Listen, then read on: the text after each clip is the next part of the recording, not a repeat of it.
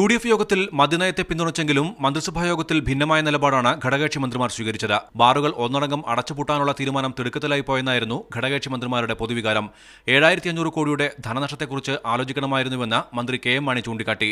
മുൻ നിലപാടിൽ മാറ്റമില്ലെങ്കിലും പ്രായോഗികത കണക്കിലെടുക്കേണ്ടതായിരുന്നുവെന്ന് ലീഗ് മന്ത്രിമാരും പറഞ്ഞു.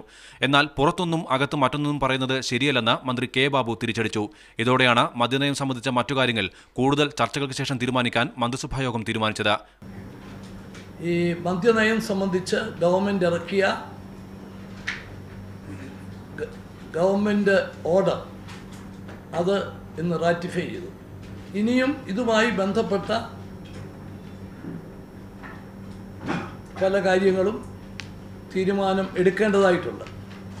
അതുൾപ്പെടെയുള്ള എല്ലാ കാര്യങ്ങളും അടുത്ത ക്യാബിനറ്റിൽ ചർച്ച ചെയ്ത് തീരുമാനിക്കും. ബിയർ, വൈൻ പാർലറുകൾ കൂടി പൂട്ടിയാൽ ഗുരുതര പ്രത്യാഘാതമുണ്ടാകുമെന്ന് ചീഫ് സെക്രട്ടറിയും യോഗത്തിൽ റിപ്പോർട്ട് ചെയ്തു. സർവീസിലിരിക്കെ മരിച്ചവരുടെ ആശ്രിതർക്ക് യോഗ്യതയനുസരിച്ച് നിയമനം ലഭിക്കാൻ ചട്ടത്തിൽ ഭേദഗതി വരുത്താനും മന്ത്രിസഭായോഗം തീരുമാനിച്ചിട്ടുണ്ട്. ഇടുക്കിയിലെ പട്ടയ പ്രശ്നം പരിഹരിക്കാൻ കേരള ഭൂമി പതിവ് ചട്ടങ്ങളിലും ഭേദഗതി വരുത്തും. ഇതുപ്രകാരം കൈവശ ഭൂമിയാണെങ്കിൽ 4 ഏക്കർ വരെ ഉപാധികളില്ലാതെ പട്ടയം ലഭിക്കും.